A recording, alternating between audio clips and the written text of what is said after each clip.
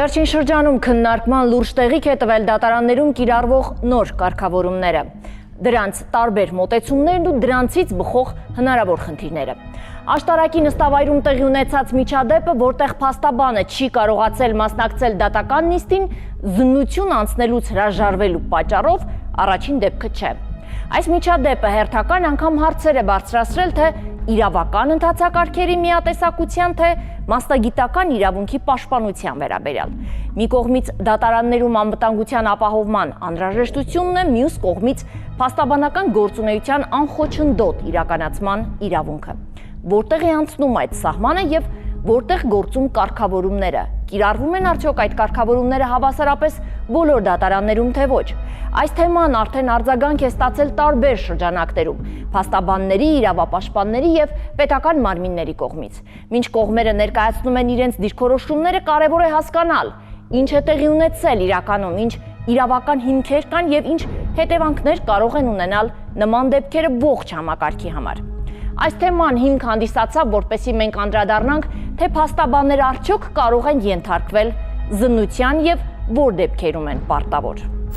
Վերջին շրջանում Հայաստանի դատական համակարգում լուր, բայց ակնհայտ լարվածություն է ձևավորվում, որի առանցքում հայտնվել է փաստաբանական համայնքը։ Առիթը դատարանների շենքերը մուտք գործելու ընթացքում կիրառվող զննության կարգն է, որը ըստ մի շարք փաստաբանների ոչ միայն անվտանգության միջոց է, այլ ճնշման գործիք։ Արագածոտնի մարզի ընդհանուր իրավասության դատարանի աշտարակի նստավայրում տեղի ունեցած միջադեպը դարձավ այս քննարկումների հերթական կիզակետը։ Փաստաբան Հասմիկ Բալաբեկյանը հրապարակայնորեն բարձրաձայնեց, որ իրեն չեն թույլատրել մասնակցել դատական նիստին այն պատճառով, որ հրաժարվել է անցնել զննություն, սակայն ըստ նրա խնդիրը միայն զննությունից հրաժարվելը չէ, այլ այն վերաբերմունքը, որին բախվել է դատարանի ներսում։ Ինձ համար շատ զարմանալի էր ու անսպասելի նմանատիպ վերաբերմունքը ու դատական կարգադրիչների կողմից հարձակվողական վերաբերմունքը ու ցանկությունը փաստաբանին այդ կարգի ստուգման ենթարկելու, ասեմ, որ տվյալ դատարանում առաջի անգամ չի, որ դատական նիստ է։ Խոսքը Արագածոտնի մարզի ընդհանուր իրավասության դատարանի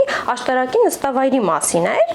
ընդ որում տվյալ նստավայրը երկու մուտք ունի դատական նիստերի դահլիճների տեղերով պայմանավորված։ Մի հատ ընդհանուր շենքի մուտք ունի, մի հատ էլ առանձնացված։ Իմ դատական նիստը նշանակված էր հենց այդ առանձնացված հատվածում, որտեղ բազմաթիվ անգամներ ունեցել եմ դատական նիստ, ընդ որում, քանի որ գիտեք, քաղաքում շինարարական ճանապարհային աշխատանքներ են գնում, խցանումներ են, շատ դժվար է քաղաքից դուրս գալ, ես հասկացա, որ ուշանալու եմ դատական նիստից, զանգահարեցի դատարանի կազմին, տեղեկացրեցի, որ հնարավոր է 5-10 րոպե ուշացումով հասնեմ դատական նիստերին, բնականաբար դատարանները հասկանում են, որ այդպիսի դեպքեր կարող են լինել, մենք էլ փաստաբանես հաճախ սպասում ենք, մինչև դատարանը գա կամ նախորդող դատական նիստը ավարտի, շատ նորմալ է այսպիսի փոխադարձ համագործակցային դատավարության իրականացումը։ Ես իմ ասած ժամանակին հասա դատարան, մտա աղջիկ էր կարգադրիչը, մոտեցավ ինձ, ձեզ ստուգեմ նոր մտեք դատական նիստերի դահլիճ, ընդ որում ձեռքին ստուգող ինչ-որ սարք, ձեռքերը ոտքերը բացած կանգնեք, ստուգեմ, որպեսզի մտնեք դատական նիստերի դահլիճ, ասի ներողություն, ես փաստաբան եմ, ինչ հիմքով եք ինձ ստուգում նման եղանակով,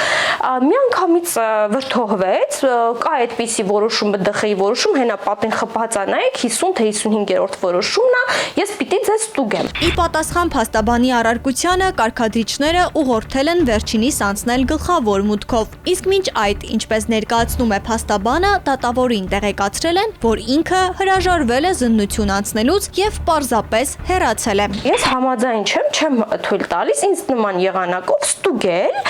ես հրաժարվում եմ ստուգում անցնելուց, վրդովեց, կատաղեց, ձայնային տոնը բարձրացրեց, ես պետին հես ասում եմ, չեք մտնելու, ուրեմն դատական նիստերի դահլիճ չեք մտնելու նիստի, ես թույլ չեմ տալիս։ Ասի խնդրում եմ պետին ասել, թող գա այստեղ ներկայանա։ Վրդոված գնաց դուռը բացեց պետին, փաստաբանը չի թույլ տալիս իրան ստուգել, չեմ թողնում մտնի դատական նիստերի դահլիճ ու նստեց, որից հետո նստեց աթոռին, վերքերը խաչեց, նոր դրանից հետո հիշեց, որ կարող է ինձ առաջարկել, ես մտնեմ գլխավոր մուտքով, որտեղ տեղադրված է սկանավորող սարք ու արժանապատիվ եղանակով կարող եմ ստուգվել, գալ իմ դատական նիստերին, մեկ էլ ասում եմ Դե եթե չեք ուզում այս եղանակով ստուգվել, կարող եք գլխավոր մուտքով մտնել, սկանավորող սարքի տակով անցնել, գալ նիստին։ Ասի դե եթե այդպես տարբերակ կար, կարող եք ի սկզբանե տեղեկացնել դրա մասին, ասի ես չեմ հրաժարվում ստուգում անցնելուց։ Նախ ստուգում անցնելու հետ կապված իրավական դուք եւ փաստական հիմքեր պետք է ունենաք, որպեսզի ինձ այդ եղանակով ստուգեք, զննեք կամ խոզարկեք։ Ասի շատ բարի, ես հիմա գլխավոր մուտքով կմտնեմ սկանավորող սարքի տակով եւ կգամ դատական նիստին, խնդրում տեղեկացրեք դատարավորին ու գնում եմ գլխավոր մուտքով մտնելու։ Գլխավոր մուտքին մոտենալով հետևից մի քանի կարգադրիչ այնտեղ արդեն ինձ սպասում են, մոտեցանք, ձեր ձեռքի պապկան դրեք, ձեր հեռախոսը դրեք, ձեր պայուսակը դրեք ու ես հայտնել եմ, որ ես փաստաբան եմ։ Պատկերացնում եք ինչպիսի վերաբերմունք են ցուցաբերում փաստաբանի նկատմամբ։ Ես որպեսզի բնականաբար քաղաքացու շահը չտուժի, շատ արագ այդ սկանավորման տակով անցնում եմ, այդ թվում պայուսակներ եմ դնում եւ նույնիսկ դատական գործը, որը փաստաբանական գաղտնիք ներառող տեղեկություններ էր պարունակում, փաստաթղթեր բնականաբար, ընդ որում թափանցիկ էր, ասեմ։ Ես մաքսիմում բնականաբար այնպիսի դասավորվածությամբ էի դրել, որ փաստաթղթերը դեպի ինձ լինի, բայց իրենք ինձ ստիպեցին, որպեսզի ես պապկան դնեմ սեղանին ու նոր անցնեմ այդ դրա տակով։ Անցա եկա, ընդ որում այդ պահին արդեն կարգադրիչների պայտը դուրս եկավ, ինձ դրսում կանգնացրեց, սկսեց բացատրել, որ իրենք վերևից ցուցում ունեն, իրենք ընդհանրապես իրանց աշխատանքն են կատարում, ընդ որում ցույց տվեց նամակագրությունը, որով ստացվել էր ցուցումը, որ ասվում էր բոլոր դատախազներին, քննիչներին, փաստաբաններին պարտադիր ստուգել, կատարել որոշման պահանջը։ Ես լավ հասկանում եմ, որ դուք ձեր պարտականությունը կատարում ես, հարցը ես հետո կպարզաբանեմ, հիմա նիստից ուշանում եմ, թույլ տվեք գնամ։ Գնում եմ, մտնում եմ դատական նիստերի դահլիճ, տեսնում եմ դատավորը դատական նիստը հետաձգում է։ Ասում եմ հարգելի դատարան, ես տեղեկացրել էի, որ ուշանալու եմ 10 րոպե, դուք ասել եք խնդիր չկա, համաձայնվել էիք։ Ինձ էլ հիմա խոչընդոտ ստեղծեցին մասնագիտական գործունեություն, թույլ չտվեցին մտնեմ դատական նիստերի դահլիճ, ինչու՞ ձեզ պիտի տեղեկացված լինեին, որ ես գնում եմ գլխավոր մուտքով մտնեմ, դատավորը ինձ հայտնում որ կարգադրիչը ասես փաստաբանը թողել գնացել է։ Պատկերացնում եք, այսինքն նույն կարգադրիչները, ովքեր իմ համար ստեղծում են խոչընդոտ դատական նիստերին ներկայանալու, ստեղծում են մասնագիտական գործունեության հետ կապված արգելք ու խոչընդոտ, ինձ ուղղորդում են անցնել մտնել գլխավոր մուտքով, բայց միաժամանակ մտնում դատավորին ասում են, որ փաստաբանը թողել գնացել է։ Բալաբեկյանի խոսքով հղում էր արվում բարձրագույն դատական խորհրդի հրամանին, սակայն նույն կարգի կիրառումը տարբեր դատարաններում էականորեն տարբերվում է, ինչը հարցեր է առաջացնում իրավական համաչափության եւ կիրառման միասնականության վերաբերյալ։ Այդ կարգը, որը վկայակոչվում էր, չի պահպանվում այլ դատարաններում։ Ես մի շաբաթ հետո եղել եմ դատական նիստի Եղվարդի դատարանում ու մուտք եմ գործել դատարան, դատական նիստերի դահլիճ, շատ արժանապատիվ եղանակով, առանց որևէ անհարգալից վերաբերմունքի ստուգման։ Բալաբեկյանի բարձրաձայնած հարցը միակ դեպքը չէ։ Մեծ զրույցում փաստաբան Նանո Պապոյանը եւս հաստատեց, որ նմանատիպ իրավիճակների է բախվել ոչ միայն աշտարակի, այլև Երևանի Էրեբունի նստավայրում։ Ոչ միայն տվյալ դատարանում, նաև երբ որ ես արդեն հարցը բարձրացրեցի, արձագանքեցին իմ ընկերները, ասացին, որ նույն վերաբերմունքին են արժանացել նաև սնանկության դատարան ներկայանալիս, սակայն որոշ փաստաբաններ խուսափում են, հանրային եղանակով խնդիրների բարձրացումից ցավոք, բայց այնպես չի, որ միայն ես եմ արժանացել այդ վերաբերմունքին ու իրավունքների նմանատիպ խախտմանը, կարծում եմ որոշ փաստաբաններ, որոնք որ այդպես խոչընդոտներ են հանգել, տեսնելով որ գոնե մեկ փաստաբան արձագանքում է, բարձրացնում է խնդիրը, իրենք եւս տվյալ հարցի հետ կապված, իրենց գործունեության խոչընդոտի հետ կապված կբարձրացնեն իրենց բողոքի ձայնը։ Նույն խնդրին բախվել է նաեւ փաստաբան Մերի Կարապետյանը, ով մեծ զրույցում ներկայացրեց նաեւ միջազգային փորձը այս խնդրի վերաբերյալ։ Դրա հետևյալն է, որ նախ դատարաններում միասնական մոտեցում չկա, այսինքն մարզային Երևան քաղաքի տարբեր դատարաններում անվտանգության հետ կապված ստուգումները տարբեր եղանակներով են իրականացնում։ Ընդ որում հատկանշական է, որ փաստաբանները նույն զնմանն են ենթարկվում, ինչ քաղաքացիները, մինչդեռ միջազգային փորձը ցույց է տալիս, որ դատարաններում թեև անվտանգության զնման կանոնները որպես կանոն տարածվում են նաև փաստաբանների վրա, սակայն միաժամանակ շատ երկրներում փաստաբանների նկատմամբ կիրառվում է տարբերակված մոտեցում, հաշվի առնելով նրանց կարգավիճակը որպես արդարադատության իրականացման մասնակից եւ դրան նպաստող, օրինակ մի շարք երկրներում փաստաբանների համար նախատեսվում են արագացված մուտքի գծեր կամ պարզեցված զննման ընթացակարգեր, որպեսզի չխոչընդոտվի նաև նրանց մասնագիտական գործունեությունը։ Գործնականում փաստաբանների մոտ կարծում եմ խնդիրները առաջանում են այն առումով, որ նիստերի իրար հետևից դնելու պայմաններում անդադար շտապում են եւ այլն եւ հավելյալ եւ երկար զննումը ավելորդ ջանքեր են եւ ժամանակի կորուստ է եւ կարծում եմ միջազգային փորձից ելնելով պետք է փաստաբանների համար այլ ընթացակարգեր գործեն, ավելի կամ բարձեցված կամ մուտքերը այլ լինեն։ Անվտանգությունը իհարկե կարևոր է եւ կարծում եմ նախապայման է անվտանգության հետ կապված ընթացակարգերը պատշաճ ապահովելը,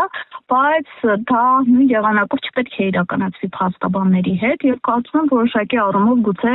դա նաեւ խոչընդոտում է փաստաբանի աշխատանքը։ Ստեղծված իրավիճակի շուրջ պարզաբանում ստանալու նպատակով հարցում ուղարկեցինք բարձրագույն դատական խորհուրդ։ Ի պատասխան դատական դեպարտամենտի մամուլի ծառայության ղեկավար Ծովինար Խաչատրյանը հիշեցրեց, որ դատարանի շենքերի մուտք գործելու համար վաղուց գործում է բարձրագույն դատական խորհրդի որոշմամբ հաստատված զննության կարգը։ Զննությունն իրականացվում է տեխնիկական միջոցներով կամ այլ եղանակներով ապահովելու համար, որ մուտք գործող անձանց մոտ չլինեն անվտանգության տեսանկյունից արգելված իրեր։ Սակայն հաղորդագրության մեջ զննության պարտադիր գործընթացը վերագրված էր բոլոր անձանց, առանց բացառությունների։ Ի պատասխան ձեր հարցի հիշեցնեմ, որ դատարանի շենք մտնելու համար վաղուց գործում է ԲԴԽ որոշմամբ հաստատված զննության կարգը։ Կարգի համաձայն զննությունը դատական կարգադրիչի կողմից պահպանվող տարածք, բարձրագույն դատական խորհրդի կամ դատարանի շենք, դատական նիստերի դահլիճ, մուտք գործող անձանց եւ նրանց իրերի տեխնիկական միջոցներով կամ այլ եղանակներով արտաքին դիտարկումն է, որը դատական կարգադրիչին պետք է հնարավորություն ընձեռի հավաստիանալ անձի մոտ անվտանգության կանոնների իմաստով արգելված իրերի բացակայության հարցում։ Զննության են ենթարկվում պահպանվող տարածք, մուտք գործող անձինք եւ նրանց իրերը, ինչպես նաեւ զննությունից հրաժարվող անձի մուտքը պահպանվող տարածք արգելվում է։ Պահպանվող տարածք մուտք գործող անձանց եւ նրանց իրերը զննության ենթարկելու գործընթացը որպես կանոն կազմակերպվում է տեղակայված տեխնիկական միջոցների օգտագործմամբ։ Իմիջիայլոց կարգը սահմանում է նաեւ, որ համապատասխան տեխնիկական միջոցների բացակայության դեպքում զննությունն իրականացվում է տվյալ պահին առկա տեխնիկական միջոցներով, օրինակ շարժական տեխնիկական միջոց եւ այլն։ Նշեմ, որ դատարանների անվտանգության նկատառումներով տեխնիկական վերազինումը շարունակվում է եւ շենքերում հին սերնդի սարքերի փոխարինումը նորերով բնականon ընթացք է։ Կրկնեմ, որ զննությունը պարտադիր գործընթաց է, որևէ բան այս մասով նորություն չէ։ Հորդորում եմ դատարանում պահպանել անվտանգության կանոնները։ Այնուամենայնիվ փաստաբանների բարձրաձայնած խնդիրները չեն սահմանափակվում միայն կարգի գոյությամբ։ Նրանց հիմնական մտահոգությունը վերաբերում է այդ կարգի կիրառման ձևին, կամայական մեկնաբանություններին եւ ամենակարևորը փաստաբանական գործունեության նկատմամբ վերաբերմունքին։ Երբ նույն կանոնը տարբեր վայրերում կիրառվում է տարբեր կերպ, դա ստեղծում է իրավական անորոշություն եւ խաթարում վստահությունը համակարգի նկատմամբ։ Եթե ես հրաժարվում էի զննություն անցնելուց, աշխատակիցը պարտավոր էր զննության արձանագրություն կազմել, այսինքն զննությունը պետք է գրավոր կերպով արձանագրվեր ու արձանագրության մեջ պետք է նշվեր, որ ես հրաժարվում եմ զննություն անցնելուց։ Այս ֆոնին փաստաբանական համայնքում ավելի ու ավելի հնչում են կարծիքներ, որ նման մոտեցումները կարող են նպատակ ունենալ սահմանափակել անկախ փաստաբանների գործունեությունը, հատկապես այն դեպքում, երբ նրանք բարձրաձայնում են համակարգում առկա խնդիրները։ Թե որքանով են այս մտահոգությունները հիմնավորված, դեռևս բաց հարց է, սակայն ակնհայտ է, որ խնդիրը դուրս է եկել առանձին միջադեպերի շրջանակից եւ դարձել է մասնագիտական լայն քննարկման թեմա։ Առաջին անգամ չի, որ փաստաբանների նկատմամբ փորձում են զննություն խոզարկություն իրականացնել դատարաններում ոչ օրինական կերպով։ Փաստաբանների պալատը եւս 2017 թվականին փաստաբանի իրավունք պաշտպանության հարցին անդրադառնալով թիվ 15 որոշման ներողություն հստակ նշել է, թե արդյոք փաստաբանը ենթակա է դատական նիստին մտնելու ծառայությունության, թե ոչ։ Ու ամրագրվել ասվել, որ այո, փաստաբանին կարող են զննել, բայց պարզաբանվել է թե ինչ եղանակով։ Միայն սկանավորող սարքերի միջոցով ու առանց փաստաբանի պատրիվը արժանապատվությունը նվազեցնելու, նվաստացնելու։ Տեսեք, եթե փաստաբանին իր վստահորդի ներկայությամբ այդ հատուկ սարքով ձեռքերը ոտքերը պարզած իրավիճակով զննեն, հասարակության հարգանքը վստահությունը փաստաբանական գործունեության նկատմամբ միանգամից ընկնելու է։ Այսինքն վստահորդը, որը քեզ ակնկալում է, որ դու պետք է պաշտպանես իրեն այդ դատական նիստի ընթացքում, տեսնում է, որ քեզ այդպիսի զննության են ենթարկում, այսինքն հավասարեցնում են քեզ հասարակ քաղաքացու հետ, անտեսում են քո յուրահատուկ առանձնահատուկ դերը փաստաբան լինելու, անմիջապես վստահությունը քաղաքացու քո նկատմամբ կորում է։ Աշտարակի դատարանում տեղի ունեցած դեպքը, ինչպես նաև դրան հաջորդած արձագանքները ցույց են տալիս, որ դատական համակարգում անվտանգության եւ իրավունքի իրականացման միջև հավասարակշռությունը դեռևս լիովին չի գտնվել։ Իսկ մինչ այդ փաստաբաններն ու դատարանները շարունակում են հայտնվել նույն դաշտում, բայց տարբեր մեկնաբանություններով գործող իրականության մեջ։ Այս հաղորդումը գրեթե պատրաստ էր եթեր հեռարձակման եւ մինչ հեռարձակման նախորդող օրը հաղորդման ղեկավար Տաթևիկ Գալստյանը Էրեբունի նստավայրում բախվեց նույն խնդրին։ Փաստաբանին կանգնեցրին կարգադրիչները եւ ստիպեցին անցնել համապատասխան զննություն։ Թեև Տաթևիկ Գալստյանը ներկայացավ, որ փաստաբանը ներկայացրեց համապատասխան արտոնագիրը եւ համաձայնեց անցնել սարքավորման տակով, այնուամենայնիվ կարգադրիչները ստիպեցին փաստաբանին զննություն անցնել հատուկ այլ սարքի միջոցով, պատճառաբանելով, որ այն սարքը, որի տակով փաստաբանը պետք է անցնի, անսարք է։ Բնականաբար, փաստաբան Տաթևիկ Գալստյանը ընդվզել է կարգադրիչների այդ պահանջին եւ դիմել բարձրագույն դատական խորհուրդ, որտեղից իրեն պատասխանել են, որ հարցը կպարզաբանվի եւ իրեն կտրվի համապատասխան պատասխան։ Վայոց ձորի մարզում Կարմիր գրքում գրանցված Բեզոարյան այծի ապօրինի որսի դեպքով հարուցված քրեական վարույթի նախաքննությունն ավարտվել է։ Ըստ քննչական կոմիտեի մեղադրյալները ոչ միայն ապօրինի որս են իրականացրել, այլև փորձել են թաքցնել հանցագործության հետքերը։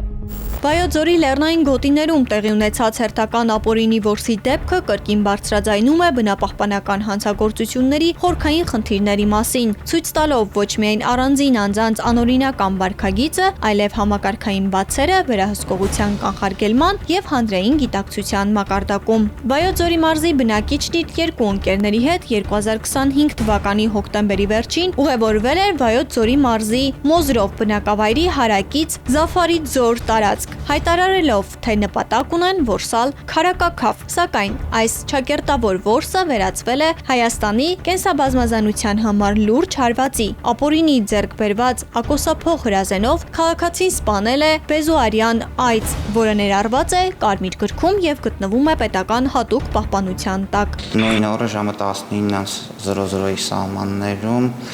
Հայաստանի Հանրապետության ներքին գործերի նախարարության համայնքային ոստիկանության գլխավոր վարչության երկնաձորի բաժնի ծառայողները իրացնելով օպերատիվ հետախուզական միջոցառումների արդյունքում ստացված տեղեկությունները հայտնաբերել են Վայոց ձորի մարզի Երկնաձոր համայնքի 50-ամյա բնակչի ՎԱԶ-2121 մակնիշի տրանսպորտային միջոցը։ Այս գործողությունը ոչ միայն բնապահպանական, այլև տնտեսական վնաս է հասցրել պետությանը, գնահատված շուրջ 3 միլիոն դրամի։ Սակայն առավել մտահոգիչն այն է, թե ինչպես է հանցագործությունը շարունակվել արդեն որսից հետո։ Քաղաքացու երկու ընկերները ոչ միայն մասնակցել են կենթանու մասնատմանն ու տեղափոխմանը, այլև փաստացի դարձել են հանցագործության օժանդակողներ։ Ավելին, փորձել են խուսափել իրավապահներից ապացույցների ոչնչացման միջոցով։ Ոստիկանության բաժնի ծառայողների նկատելուն պես ենթադրյալ հանցանք կատարած անձինք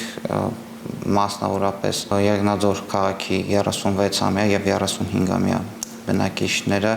փորձել են թաքցնել հանցանքի հետքերը եւ հանցանշանները, մասնավորապես տրանսպորտային միջոցի սրահից դուրս են նետել տրանսպորտային միջոցում պահվող Հայաստանի Հանրապետության Կարմիր գրքում գրանցված Բեզոարյան այծի արդեն իսկ մասնացված մարմինը եւ տրանսպորտային միջոցում պահվող ապօրինի հրազենները, թվով 2 զենք է դուրս բերվել տրանսպորտային միջոցից, առաջինը եղել է ողորկափող, երկրորդը եղել է ակոսափող։ Նախաքննության ընթացքում պետությանը պատճառված վնասն ամբողջությամբ վերականգնվել է։ Թեև սա իրավական առումով կարևոր հանգամանք է, այն չի չեզոքացնում բնությանը հասցված անդառնալի վնասը։ Բեզոարյան այծը էկոհամակարգում ունի իր կարևոր դերը եւ նման յուրաքանչյուր դեպք խաթարում է բնության հավասարակշռությունը։ Նույն օրը Հայաստանի Հանրապետության քննչական կոմիտեի Վայոց ձորի մարզային քննչական վարչությունում Հայաստանի Հանրապետության քրեական օրենսգրքի 386-րդ հոդվածի 2-րդ մասի 3-րդ կետով եւ 474-րդ հոդվածի առաջին մասով նախաձեռնվել է քրեական վարույթ իրականացված լայնածավալ ապացուցողական եւ վարութային գործողությունների արդյունքում հայտնի է դարձել, որ Եղեգնաձոր քաղաքի 50-ամյա բնակիչը զենքի շրջանառության կարգավորման մասին օրենքով սահմանված կարգով չունենալով ակոսափող հրազենք կրելու, պահելու, տեղափոխելու թույլատվություն իր մոտ ապօրինի պահելով սայգա ակոսափող հրազենը իր կողմից վարածված 21 մակնիշի տրանսպորտային միջոցով կրակելու եղանակով որսացել է թվով 1 հատ Հայաստանի Հանրապետության Կարմիր գրքում գրանցված եւ Հայաստանի Հանրապետության օրենսդրությամբ որսը ամբողջովին արգելված Բեզոարյան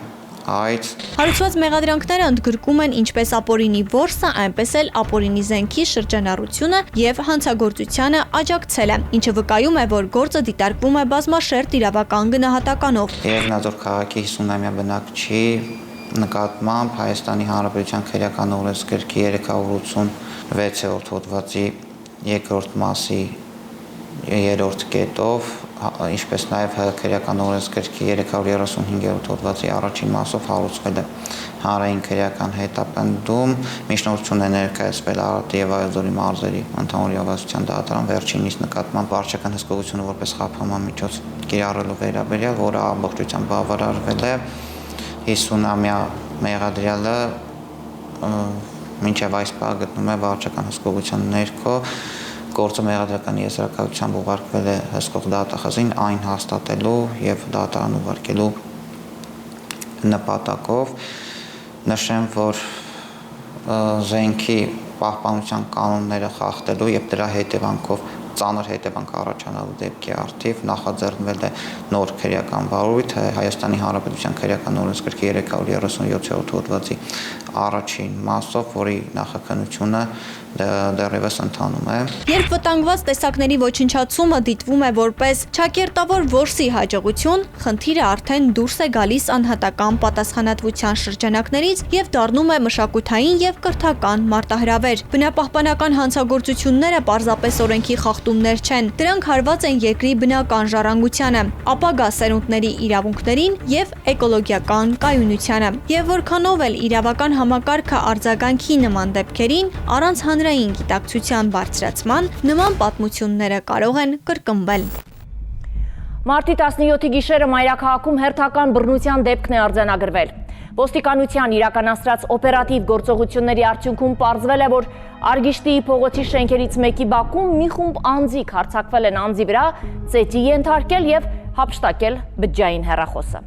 Մարտի 17-ի գիշերը ժամը 2-ին օպերատիվ կառավարման կենտրոն ահազանգած երիտասարդը հայտնել էր, որ Մայրաքաղաքի Արգիշտի փողոցի իրենց շենքի բակում 5 անձ անհարկի վիճել են իր հետ, հասցրել հարվածներ, վերցրել գետնին ընկած բջջային հեռախոսն ու դիմել փախուստի։ Ոստիկանության համայնքային ծառայողների օպերատիվ արձագանքի շնորհիվ հնարավոր եղավ շատ արագ բացահայտել դեպքի հանգամանքները։ Մարտի 17-ին ժամը 02:00-ի սահմաններում օպերատիվ կառավարման կենտրոնից ոստիկանության կենտրոնականի բաժին հաղորդում է ստացվել այն մասին, որ զանգարել է մի քաղաքացի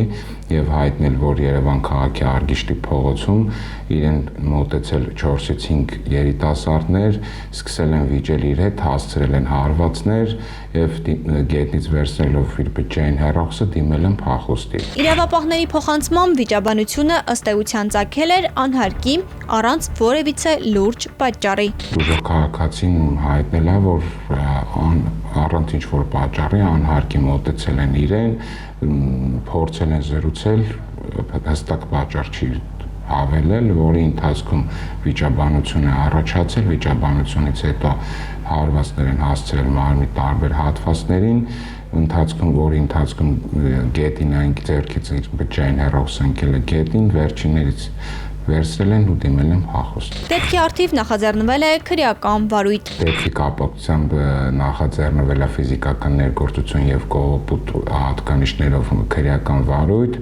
որի ընթացքում ձեռնարկված օպերատիվ հետախուզական միջոցառումների արդյունքում պարզվել է, որ նշված արկը կատարել են Աբովյան քաղաքի 5 բնակիչներ, ում մի քանի օր անց ոստիկանության կենտրոնական բաժնի ծառայողների հետ ձերբակալել տեղափոխել ենք բաժին։ Նախաքննությամբ հանգամանքները պարզվում են։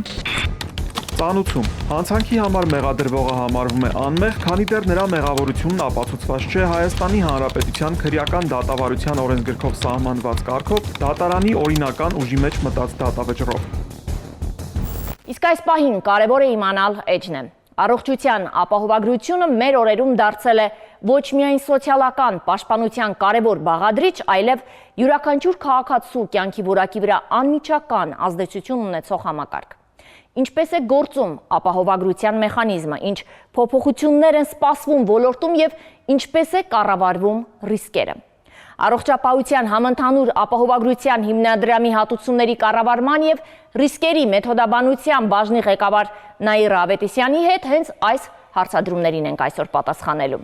Բարև ձեզ։ Բարև ձեզ։ Շնորհակալ եմ Տիկին Նաիրա, որ այստեղ եք եւ շնորհակալ եմ, որ պատրաստական եք պատասխանելու այն բոլոր հարցադրումներին, որոնք այս ամբողջ ընթացքում հավաքվել են, կուտակվել մեր քաղաքացիների կողմից ուղարկված։ Քանի որ սովորաբար մենք ներկայացնում ենք ռեպորտաժ, տեսանյութ եւ տեսանյութի միջոցով փորձում քաղաքացու բարձրաձայնած խնդիրը ներկայացնել եւ հաշվի առնելով այն հանգամանքը, որ բարձրաձայնվող հարցերն այնքան շատ են, որ մեկ ռեպորտաժում հնարավոր չէ ներկայացնել, ես առանձին հարցադրմամբ կանդրադառնամ դրանց։ Ուզում եմ հենց առաջին հերթին մենք ներկայացնենք առողջապահության համընդհանուր ապահովագրությունն ինչ էր իրենից ներկայացնում եւ ինչ է այս պահին ներկայացնում, նպատակներին անդրադառնանք, կարևոր փոփոխության ենք գնացել, որ շատ կարևոր է մեր հանրության համար, շատ կարևորում ենք եւ միևնույն ժամանակ ուզում, որպեսի բարձրաձայնվի եւ ներկայացվի նաեւ այն բացթողումները, որոնք կան, որովհետեւ յուրաքանչյուր փոփոխություն պետք է կատարելագործվի։ Սկսենք հենց սկզբից։ Ներկայացնեմ, որ առողջության համընդհանուր ապահովագրությունը դա առողջապահության մի համակարգ է, որի միջոցով ապահովագրական շահառուները ստանում են անհրաժեշտ բժշկական ծառայությունները ճիշտ ժամանակին եւ միտված է նվազեցնելու այդ հիվանդատության ցուցանիշները, մահացության ցուցանիշները, բարելավել առողջապահության համակարգը, ծառայությունները դարձնել ավելի հասանելի, բուժօգնության որակը բարելավել եւ ստեղծել սոցիալապես համերաշխ առողջապահական համակարգ։ Եվ առաջի հերթին այդ ֆինանսական բեռը նվազեցնել, որ նախկինում գրպանից վճարումներին մարդիկ կատարում բուժօգնության համար։ Շատ լավ։ Այսօր մենք ունենք արդեն որոշակի անցած ճանապարհ։ Ինչ ենք արձանագրել այս ճանապարհին։ Արձանագրել ենք մեր քաղաքացիների բազմաթիվ գոհունակություններ, որ այն մարդիկ, որոնք չեն կարողանում օգտվել առողջապահական ծառայություններից, քանի որ ֆինանսապես էլ մեծ մասին հասանելի չէին դրանք, հիմա քաղաքացիները ստանում են անվճար բուժօգնություն եւ դրա մասին են վկայում այդ ամբուլատոր պոլիկլինիկան ուղղակի հաճախելիության, դիմելիության աճը, քանի որ քաղաքացիները փորձում են իրենց կարիքները բավարարել առողջապահության բնագավառում, այդ առողջացած կարիքները։ Բնականաբար կա նմանատիպ խնդիր, ես ուզում եմ անդրադառնալ, թե որ խմբերի համար է համակարգը նախատեսված այս փուլում եւ ինչպես է իրականացվելու փուլային ընդլայնումը, որովհետեւ գիտեմ, որ նմանատիպ ընդլայնում է նախատեսված։ Ուրեմն նախատեսվում է իրականացնել փուլային տարբերակով, ինչպես ասեցի, 2026 թվականի հունվարի 1-ից ընդգրկվեցին ավելի խոցելի խմբերը, առաջնահերթ 0-ից 18 տարեկան երեխաներ, 65+ մեր թոշակառուները, ինչպես նաև սոցանապահով հատուկ խմբերում ընդգրկված քաղաքացիները, որում ներառված են նաև զոհված զինծառայողի ընտանիքի անդամները։ Ինչպես նաև որպես շահառու դիտվեցին վարդու աշխատողները, 200,000-ը գերազանցող աշխատավարձ, հաշվարկային աշխատավարձ ստացող աշխատողները, ինչպես նաև անհատ ձեռնարկատերերը, նոտարները, որոնց տարեկան շրջանառություն եկամտային կազմում է 2,400,000 1 դրամից եւ ավել։ Ներկա պահին առողջության համընդհանուր ապահովագրության համակարգում ընդգրկված է մոտ 1,600,000 մարդ։ եւ փուլային տարբերակով է ընդլայնվելու այդ ցանկը 2029-ի դրությամբ արդեն կանխատեսում ենք մոտ 95%-ի ընդգրկվածություն բնակչության։ Հրաշալի կլինի։ Այո, եւ ծառայությունների աճ եւ բնակչության նոր խմբերի ընդլայնում։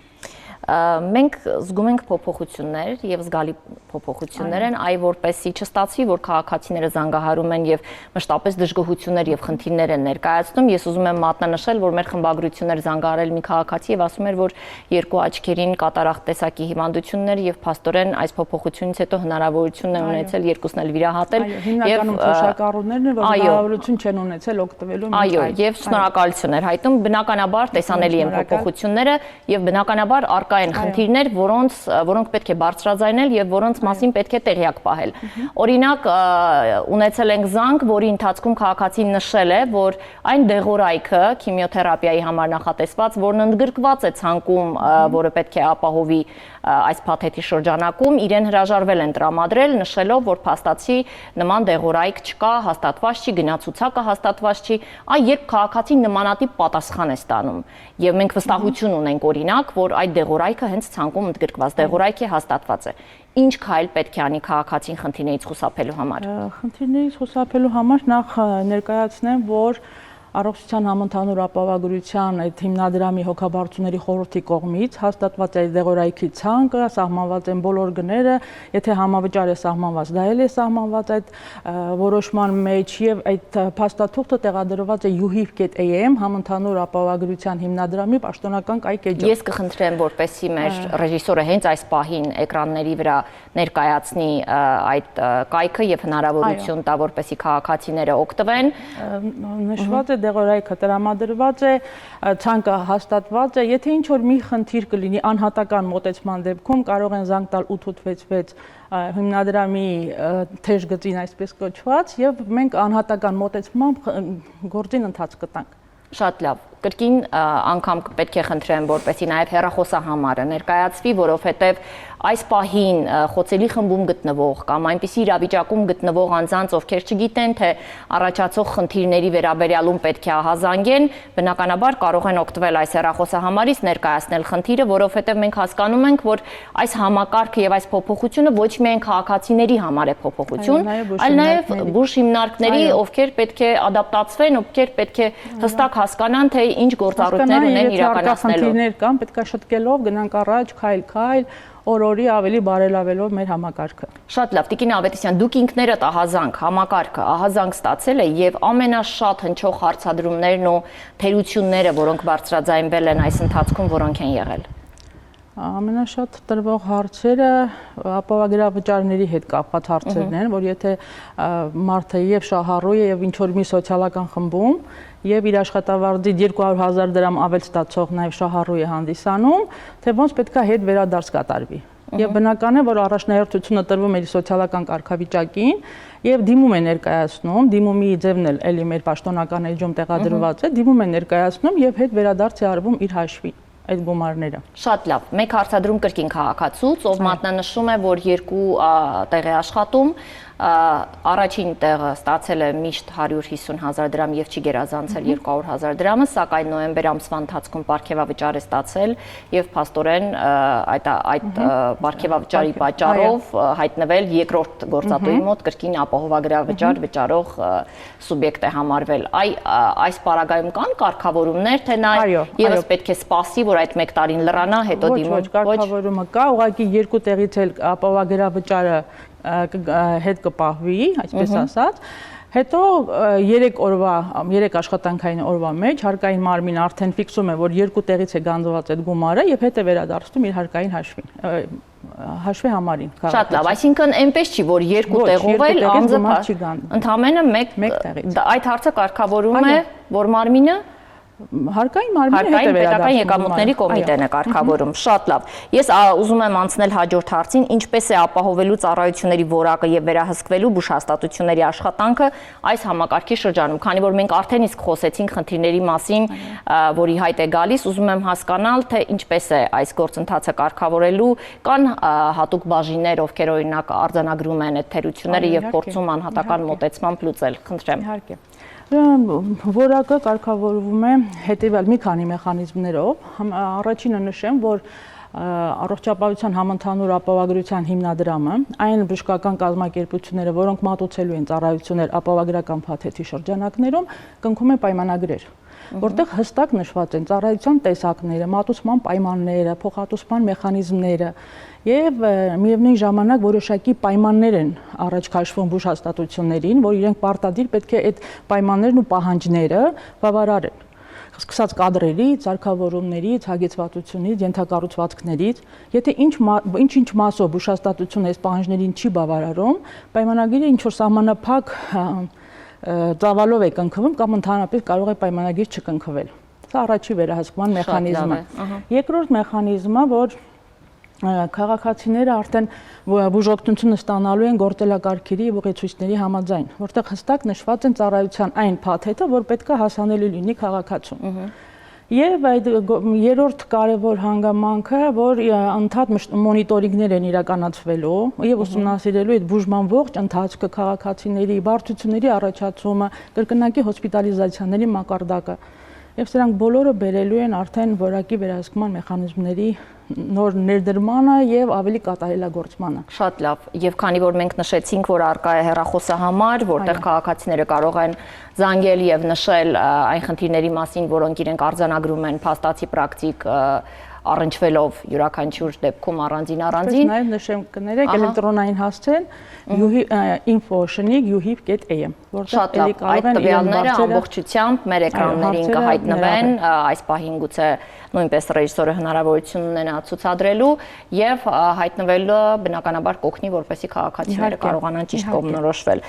Հաջորդ հարցադրմանը անդրադառնանք, արդյոք առողջության համընդհանուր ապահովագրությունը կնվազեցնի քաղաքացիների ֆինանսական բեռը բժշկական ծառայություններից օգտվելիս։ Ես գիտեմ, որ կա համաֆինանսավորում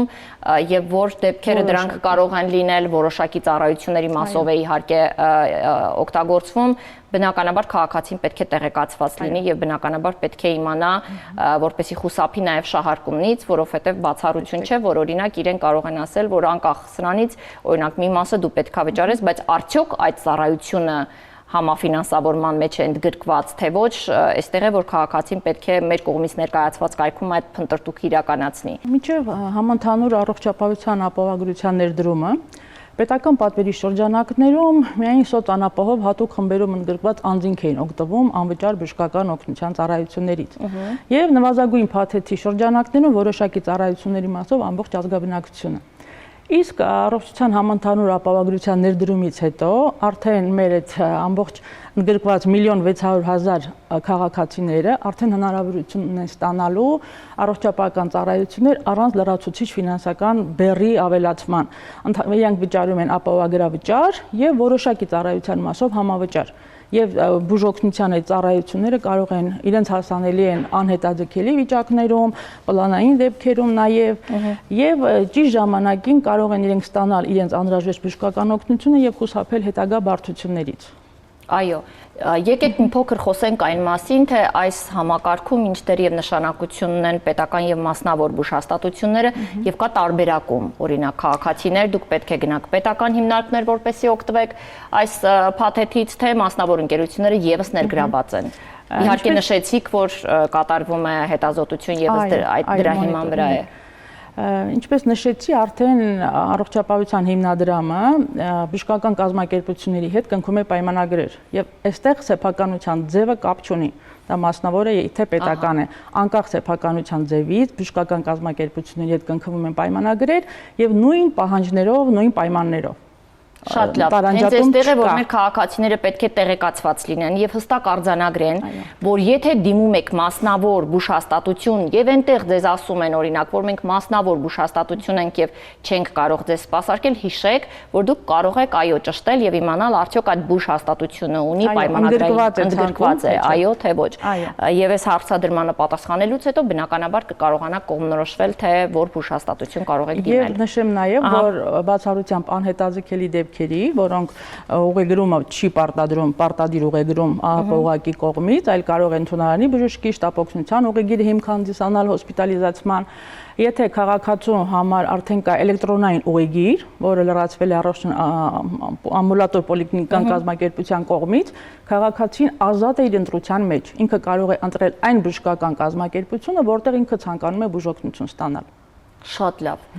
Մենք խոսեցինք նպատակներից, որոնք շատ կարևոր են մեզ համար, արձանագրեցինք, մի փոքր հեռանկարին եմ ուզում նայել, ինչ հեռանկար ունի այս համակարգը։ Հեռանկարը բազմաթիվ են, ավելի երկարաժամկետ եւ նպատակն է, որ ունենանք բնակչության առողջության ընդհանուր բարելավում, ֆինանսական պաշտպանվածություն քաղաքացու։ Երրորդը այդ քիչ սոցիալական պետության, այո, սոցիալական համերաշխության եւ որ բնակիչները անկախ սոցիալական կարգավիճակից բոլորը ստանան նույն ծավալի, նույն որակի բժշկական օգնություն։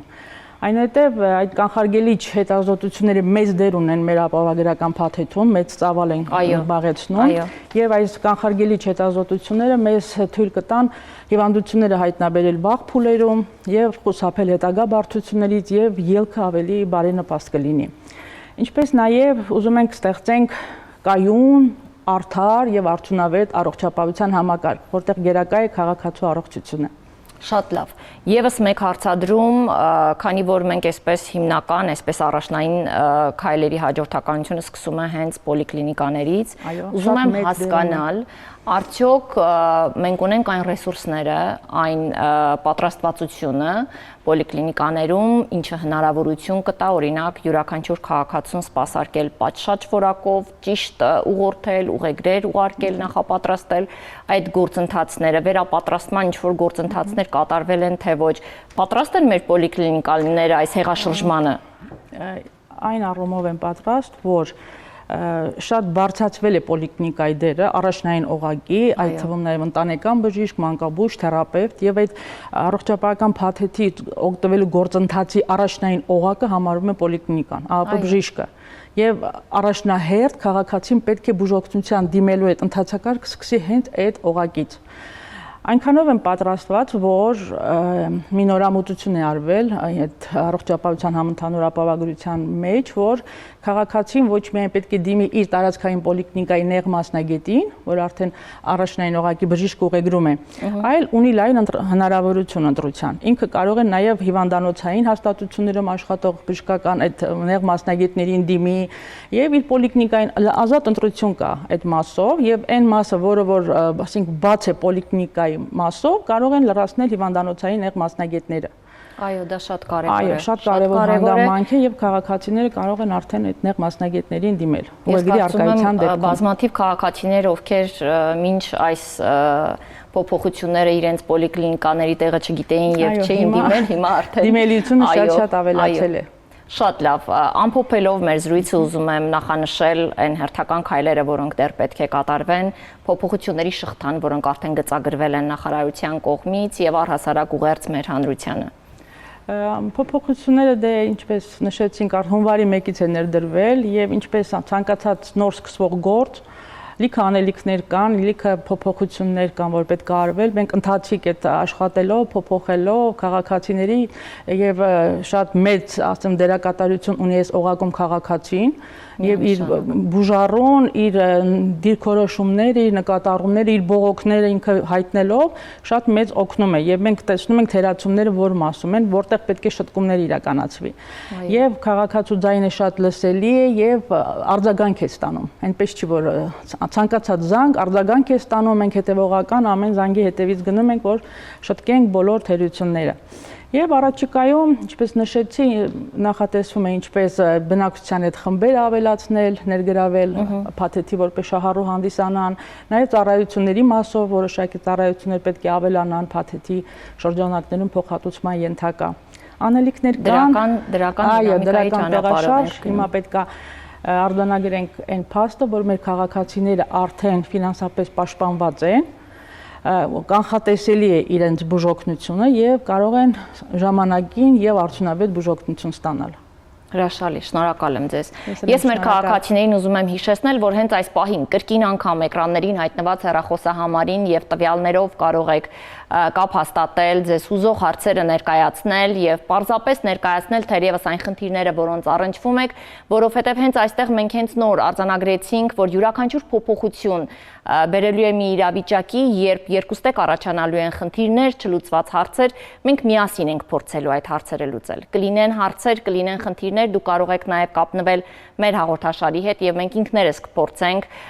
որոշակի խնդիրներ բարձրաձայնելու տարբերակով լուծում տալ։ Բայց նաև կան հեռախոսահամարներ, որտեղ փաստացի հավաքագրվում են ձեր կողմից ներկայացվող խնդիրները եւ փորձ է կատարվում համենայն դեպս արմատապես լուծել այդ խնդիրները։ Յուրաքանչյուր փոփոխություն միշտ կատարելագործման ճանապարհին է հասնում վերջնարդյունքի։ Ես վստահ եմ, որ համատեղ ուժերով եւ խնդիրների քննարկման այսպիսի մասշտաբով մենք կարողանանք հասնել իրական դրական վերջնարդյունքի։ Ձեզ անչափ շնորհակալ եմ այսչափ կարևոր տեղեկատվությամբ մեզ հետ կիսվելու համար։ Խնդիրն այնպիսին է, որ մենք պարբերաբար կարող ենք անդրադառնալ, իսկ ես ձեզ հիշեցնում եմ, որ այնինչ որ այստեղ խոսվում է եւ քննարկվում, կարևոր է իմանալ։